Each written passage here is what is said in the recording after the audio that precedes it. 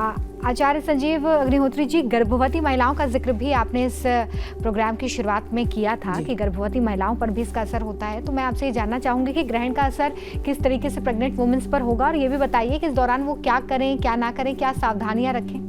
जी, उनको बड़ा सावधान रहना चाहिए, बहुत कुछ मन को अपना इधर उधर नहीं चलाना चाहिए, एकांत में बैठ करके या विश्राम करके, क्योंकि उनका तो स्थिति दूसरी होती है। पर किसी भी चीज़ को जैसे सुई से धागे से किसी को सिलना नहीं, या किसी वस्त्र को काटने बैठ गए, बोले खाली बैठे चलो वस्त्र को ही काट के अपना काट छाट के ठीक करें, ये सब नहीं करना। चाकू नहीं चलाना, जैसे सब्जी वगैरह हमारे यहाँ अमनिया कहते हैं, काटना कहते हैं आप लोग, तो उसको नहीं करना है। तो बिल्कुल शांत चित्त रहें, क्योंकि आपके जो उदरस्थ जो गर्भ में शिशु है उस पर बड़ा इसका प्रभाव पड़ता है। कई बार आपने देखा होगा, अगर ऐसे जो माताएं बहनें करती जिन्होंने पूर्व में किया है, तो उनके बच्चे कई बार उंगली कटी आई है, या नाक में थोड़ा सा प्रॉब्लम आया, या उनके बच्चे के कुछ ना कुछ अंग छिन्न भिन्न आए हैं। तो इसलिए बहुत ध्यान रखें, और अपने गुरुमंत्र यदि लिया है तो जप करें, नहीं तो श्री राम जय जय राम, या फिर राधे कृष्ण कृष्ण कृष्ण राधे राधे, राधे श्याम श्याम श्याम राधे राधे। इस महामंत्र का ये युगल महामंत्र है। इस युगल महामंत्र को जपने का प्राणी मात्र अधिकारी है, तो बड़े ध्यान से इन मंत्रों का जप करें। और चाहे अगर बहुत असाध्य आप रोगी हैं तो लेटे लेटे करें, जरूरी नहीं कि आसन ही लगाना। देखो, आपका असाध्य यदि जीवन है तो लेट कर भी कर सकते हैं, जैसे चाहें आप वैसे इस मंत्र का जप करें। ये महामंत्र है, और महामंत्र जय जपत महेशु काशी मुक्त हेत उपदेशु। इसी महामंत्र के द्वारा भगवान शिव जप करते हैं, इसी मंत्र का जप करते, तब काशी के जो मरण जीवा जो लोग हैं उनको भगवान शिव मुक्ति प्रदान करते हैं। ये वही महामंत्र है जो मैंने अभी बोला। तो सभी माताओं, उन बहनों को ये ध्यान रखना चाहिए कि कोई भी इस तरह का कार्य ना करें, और मंत्र जप ये वाला करें, राधे श्याम, ये छोटा मंत्र, इसको जप करें। ये सब महामंत्र हैं, इनका जप करें, क्योंकि हर प्राणी ओम लगा करके मंत्र जपने का अधिकारी नहीं है, अपराध होता है। तो उस समय आप बैठ करके या लेट के, जैसे भी, क्योंकि आपकी स्थिति दूसरी है, तो ऐसा करें। आपके जीवन में निश्चित बहुत कुछ अच्छा होने वाला है, और आपको ग्रहण का दोष छू भी नहीं सकता, क्योंकि आप प्रभु का नाम जप रहे हैं। ततो जगन मंगलमच्युतायते, आप जगत को मंगल प्रदान करने वाले उन परमात्मा मंगल भवन अमंगलहारी और श्री राम जी, श्री कृष्ण जी का नाम जप कर रहे हैं, तो आपका जीवन निश्चित मंगल कामनाओं से परिपूर्ण होने वाला है, आप प्लावित होने वाला है। अच्छा संजीव अग्निहोत्री जी, एक और बात जो मेरे मन में आती है, क्या गर्भवती महिलाएं इस दौरान खा सकती हैं, नहीं खा सकती हैं? तो इनके लिए छूट है, क्योंकि उदरस्थ छोटा शिशु होता है जी। तो उसकी जीवन रक्षा के लिए सूतक काल में खा सकती हैं, क्योंकि सूतक काल में इनके लिए क्षमा है। और ग्रहण काल जो 1 घंटे का हो या 2 घंटे का हो, या उसमें जरूर सबके लिए मना किया गया। उस समय बिल्कुल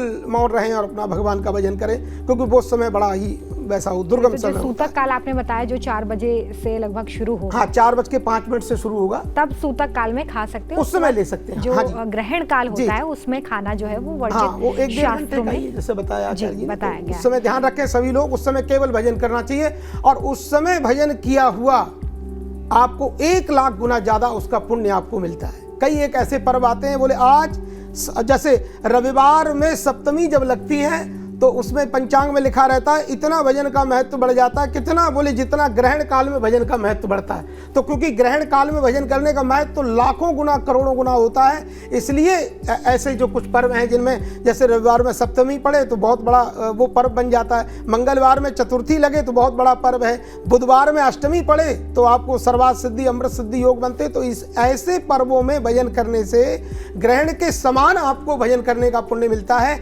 इसलिए ग्रहण काल का जो पुण्य है बड़ा बृहद है, बहुत उत्तम है। आप संस्कृत नहीं जानते, कोई डरिए मत, ये ग्रहण आपको डराने को नहीं है, आपके मन के डरों को निकालने को है। हम और आचार्य जी प्रयास कर रहे हैं, और हमारी ये बहन जी भी प्रयास कर रही है, ये चैनल प्रयास कर रहा है कि हमारा देश, हमारा राष्ट्र ये सुखी रहे, स्वस्थ रहे, सानंद रहे, किसी से डरने की जरूरत नहीं है। तो मैं यही कहना चाहूँगा कि आप लोग जो है स्वस्थ रहें, सानंद रहें और भजन करते रहें। श्री राम जय जय राम। आपको संस्कृत नहीं आती, डरने की बात नहीं, आप रामचरित मानस अति सरल है, अति सुगम है, उसको पाठ करिए, या फिर श्री राम जय जय राम इस मंत्र का जप करें, या राधे श्याम या श्री कृष्ण शरणम आदि आदि ये मंत्र हैं। ये बड़े चमत्कारी महामंत्र हैं, इनका जप करेंगे आपका जीवन आनंदित हो जाएगा, सुखमय हो जाएगा, सुखद हो जाएगा। आपके ऊपर जो दुर्घटनाएं आने वाली हैं उनको भी भगवान मेट देंगे, भगवान शिव भावी उमेट सकहीं त्रिपुरारी। भगवान शिव ही एक ऐसे देवता हैं जो आने वाली आपत्ति विपत्ति उसका शमन कर देते हैं। इसलिए शिवाय नमः, शिवाय नमः, श्री शिवाय नमस्तुभ्यम, ये इस मंत्र का जप प्राणी मात्र कर सकता है। चलिए, तो अगर आप गर्भवती महिलाएं हैं तो आप इन मंत्रों का जाप कर सकती हैं, ये सावधानी आप बरत सकती हैं, जिससे आपका जीवन आनंदमय हो सकता है। आचार्य राज मिश्रा जी, क्योंकि अभी अभी हम बात कर रहे थे तब आपने ये भी कहा कि जो दान है उसका ग्रहण काल में कई गुना महत्व होता है, भजन करने का भी पुण्य जो है प्राप्त होता है, लेकिन ये दान कब करें? सूतक काल में करें, ग्रहण काल में करें? क्योंकि रात को ग्रहण है तो हमें दान कब कर लेना चाहिए और किन किन चीज़ों का दान सर्वश्रेष्ठ? ये सबसे पहले तो क्योंकि ये चंद्र ग्रहण है, एक बात मैं और मेंशन करना चाहूँगा। जैसे आप लोग देख रहे थे, मैं जो बात करने जा रहा हूँ गर्भ संहिता के अंतर्गत वर्णित बात है, शायद मुझे लगा कि इसका कोई प्रश्न नहीं है, पर फिर भी मैं बताना चाहता हूँ। जब भी इस बार 2 ग्रहण घटित हुए हैं, आपको पता होगा 15 दिन पहले एक और ग्रहण घटित हुआ और 15 दिन के अंतराल में 2 ग्रहण घटित हुए हैं, तो ऐसी परिस्थिति में प्राकृतिक आपदाओं को बहुत देखना पड़ता है और स्पेशली भूकंप की जो परिस्थितियां हैं वो बहुत देखने को मिलती हैं। सो आने वाले समय में अगर मैं पूरे विश्व के अंतर्गत देखूं तो प्राकृतिक आपदा और भूकंप का प्रकोप बढ़ने वाला है, तो प्लीज सावधान रहने की आवश्यकता है ऐसी परिस्थिति में। अब अगर दान की बात हम कर रहे हैं तो दान ग्रहण के समय नहीं करना चाहिए।